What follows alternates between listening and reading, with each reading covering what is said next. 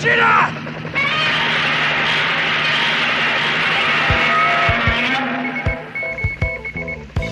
listening to the Monster Sci-Fi Show. Hello there, and welcome back, Monster Sci-Fi fans, for yet another special podcast with my special guest, Chief Editor, or Editor-in-Chief, Robert Ring of the Sci-Fi blog. So, Robert, thank you once again for joining this podcast with me. Thank you for having me. All right. So, this is now part 2 of the Godzilla series I'm doing for the podcast. So, please refer to part 1 and really kind of start from the beginning as far as the Godzilla origins. It's a lot of information that we talked about, and it kind of makes sense to kind of follow in that order, but like me and maybe you probably watched the Godzilla films out of order, but it's kind of interesting doing the research that you can see the progression of how this character of Godzilla has grown. So, but in this segment, as we talked in the last one was going to deal with the Showa era of Godzilla. This one, and again, if it's wrong, please don't hate us, but let us know, is the Heisei series. Now, in this era, the second of the 3, we have a total of 7 films. And with this is going to be a little bit different as far as the way Godzilla was portrayed. A lot of the times we saw him as a villain and later on becoming a hero. In this one, he's going to be on occasion seen as an anti-hero. So it's kind of a nice little twist. And prior to that, we had pretty much like a spell of maybe 10 years from the last Godzilla movie to 1984-1985 period. And this leads us right into the return of Godzilla in 1984. And I remember this movie because, 1, I was excited to go to the theaters again to see this. 2, Raymond Burr reprising his role from the first movie, the original Godzilla back in 1954, was also going to make his appearance in this movie as well. You would have thought that because you had 10 years to kind of make up a new film and you had Raymond Burr, based on the very first movie, that this was going to be a really great movie. I was really disappointed how this came to be. This only had the one creature, metaphor creature from the first movie to now, to this period, and that was about it. Raymond Burr was just talking to the camera that I've seen this creature before or something to that effect, and he really didn't add a whole lot, in my opinion, to the movie. The action was pretty bad.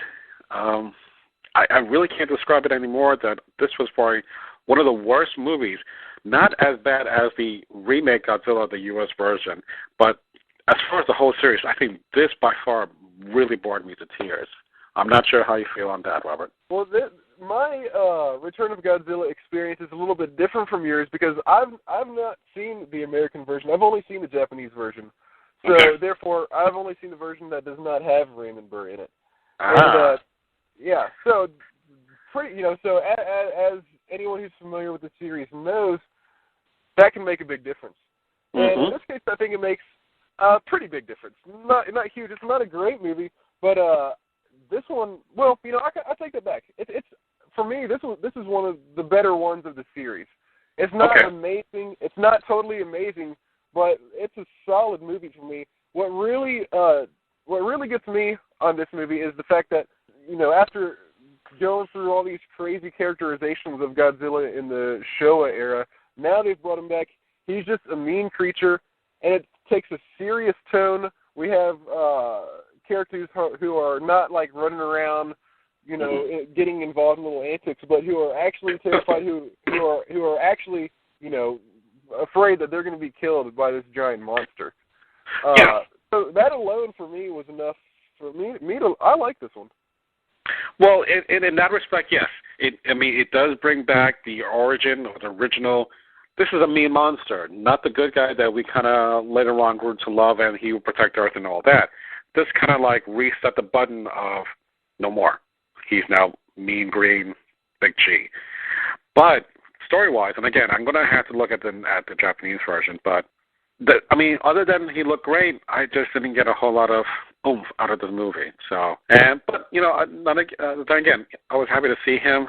I just wish there was a better plot line, better storyline. Which, in all honesty, there is not a whole lot of great stories that are out there.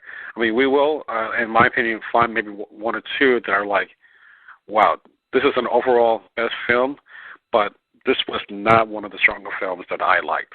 So on that note, let's go to the next one, 1989. This one's going to be Godzilla versus Biollante. Now, this one was kind of weird in a sense that, how can I describe it as something other than a mutated rose bush that Godzilla was fighting? I mean, it sucks in Godzilla at one point and like almost like eating him whole. Like, wow, he's okay, a plant. I really don't know what to say about this. I know it supposedly it didn't do well in the box office, and I think because this is some creature that they've never seen before, that the audience just didn't connect, and maybe that's part of the same reason why I didn't connect to this. But I don't know. I'm not sure if he felt differently other than how I feel about a mutated rose bush creature. Overall, I don't like Godzilla vs. Biollante. This is probably, in my opinion, one of the worst one of the worst entries in the franchise. However, I do actually kind of like Biollante himself, not in rosebush form, but later on he comes out in full-fledged monster form, and he's not a rose anymore, and he's like this big, bloated beast with all these tentacles, and, it's kind of like half. It's like the top half of him is kind of like Godzilla. The bottom half of him is kind of like an octopus with a huge, like, really fat stomach. Points for creativity, but overall, I can't recommend this movie. Yeah, it was weird. It was kind of painful to watch, but again, you're bound to have clunkers. Out of the whole 28 films, you're bound to have one or two. So this was one of them. Why don't you take the next one? And this one I love. So I'm interested to hear what you think about this. Godzilla vs. King Ghidorah, or Ghidorah, however you want to pronounce it. I really like Godzilla vs. King Ghidorah. Much better than Ghidorah the three-headed monster, which is the original appearance of the monster in the Godzilla series. This one is just like this giant jumble of time traveling back and forth and finding monsters and taking them back in time and taking them forward in time, and we get some cool fights between Godzilla and King Ghidorah. We also get to see Mecha King Ghidorah later on, which is definitely awesome because King Ghidorah is one of the coolest monsters of the series. And then when you make him Mecha King Ghidorah, it just like ups the cool factor even that much more. Yeah. Also, one of the things that's really strange about this movie, it has some really weird, really bad special effects involving an android who can supposedly run really, really fast, but he runs in slow motion, but moves by things really fast. Yeah. Really, really bad special effects. Funny to watch, though. I really like this movie. Yeah, and oddly enough, it's probably one of my favorites in this period, and maybe one of my top two of the whole series, just because I love the idea of they took Godzilla when he was bad out of time and skipped the supposedly the good times that Godzilla was the protector, and still kept him in the future as still the mean Godzilla. So now you had this running storyline with the Japanese soldiers fighting on an island, fighting the Godzillasaurus, so to speak, and how it protected them against the U.S. Army or the Marines and drove them off, and basically was their protector. But it was kind of a weird tie-in towards the end, which I didn't understand the whole connection between the guy who found him and later on how he was being devoured. But aside from that, this was the first time that I saw, like, at least the battle scenes were, like, top-notch. I was just floored because I had not seen really decent effects up to that point. And story-wise, I was really compelled because despite the android, which, is a guilty pleasure, yeah, he's kind of goofy looking, but this was my by far one of my favorites. And if you are in the market to watch this online, and I just found this out just a couple of days ago, and I told Robert about this, go to a website called Crackle.com. Crackle, Crackle.com. Think of it as a new Hulu. I think that Sony's putting this out, and they have several Godzilla films, including this one, which that was the very first one that I played, and I was like happy to see that. So yes, you'll see little commercials in between, and it's done partly inappropriately sometimes because they did it right in the middle of certain scenes. But being free and online, you can't complain. So I advise you to do that. But this one, I was just impressed all around. This really hit all the right bells. Decent story. Unlike, you're bored in the very beginning, waiting for the monster to reappear. This was throughout the whole movie. So you got a lot of monster face time, so to speak. All right, moving on to the next one. Once more, there's a running theme here with Mothra, but we have Godzilla versus Mothra. Again, we've talked about this before, being a moth. Great. But it doesn't add a whole lot of oomph for being, an opponent here. I will give it credit for this movie that the effects were a little more improved as far as making Mothra a little bit more, prettier, making it look more fuzzier. But again, it really doesn't do a whole lot considering what Mothra really is. And now he, in addition to his flying ability and spinning webs or whatever, he can do some kind of, stardust, sleepy time thing coming out of his wings. I don't know what that thing is called. But that was something new that we've never seen Mothra do before. Yeah, well, which one? Godzilla versus Mothra. I get confused. Mothra versus Godzilla, Godzilla versus Mothra. This is Godzilla versus Mothra. Not really. For me, I think there's not a whole lot more to say about it other than that. The thing about the Mothra movies that get me is the Infant Island twins, the two little miniature women that speak and they both say the exact same thing at the exact same time. They just really bother the hell out of me. So that has going against it. Godzilla vs. Mothra, it has a few cool scenes. I don't really care for it. Yeah. Although I'm interested to hear your thoughts on this. They did Mothra movies by himself, and I thought they were decent enough for what that was. I just think that when he pairs up with like Godzilla or the monster, Godzilla is just way out of his league, and Mothra just has his own little leaguers of bad monsters to fight with. Have you ever seen any of the Mothra movies by themselves? No, I'm familiar with them. I have not yet had the chance to see any of them though. Okay, so. Just curious. All right, why don't you take the next one?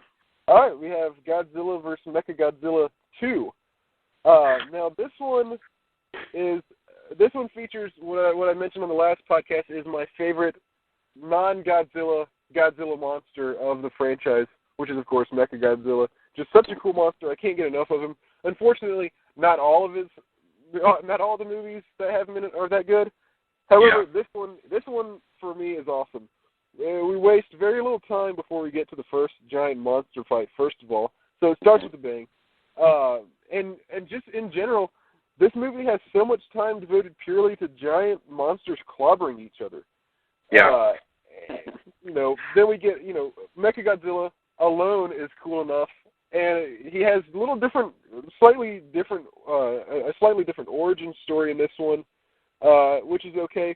We also have Godzillasaur, which is a little baby Godzilla, sort of maybe even cuter than Minya, the son of Godzilla.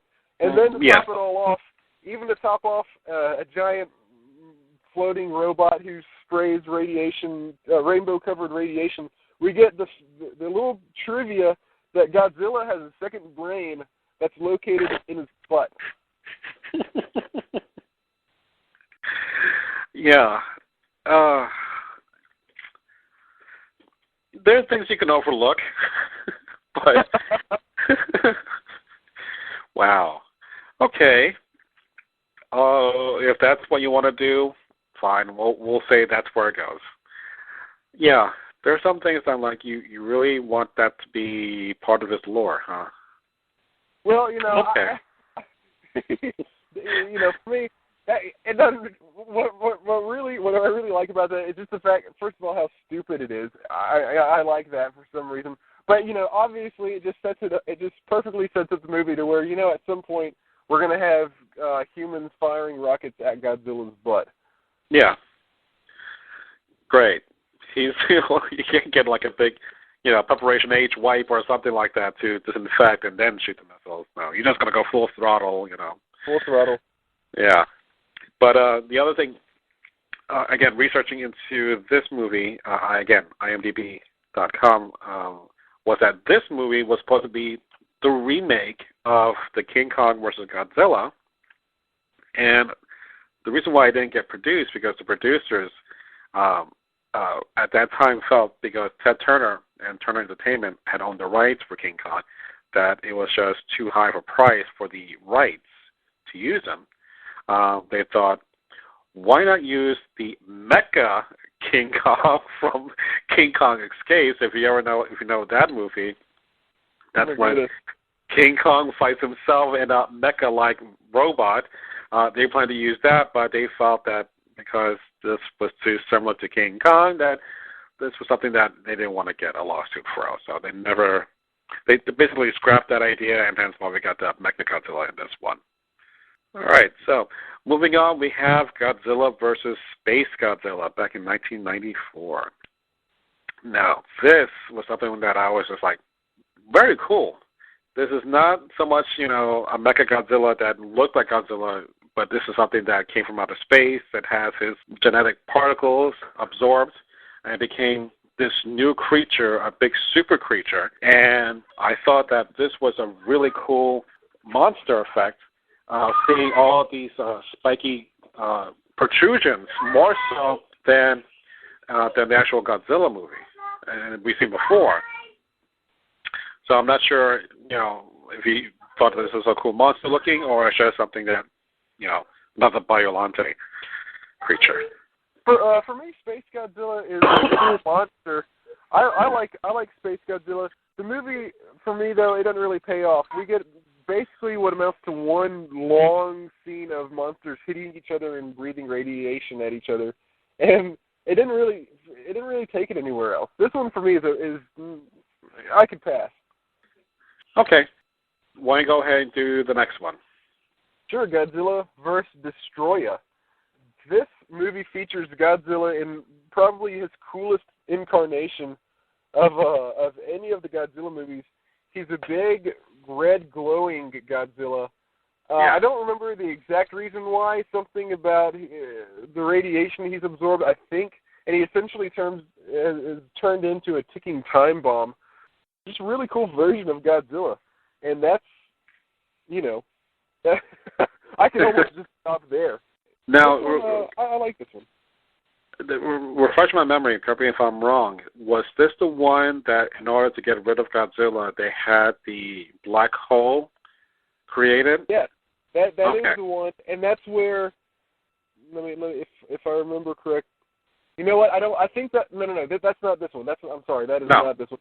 That's Godzilla versus Megaguirus, I believe. Okay. This one is the one where they have to lure Godzilla into a volcano. Okay. I think.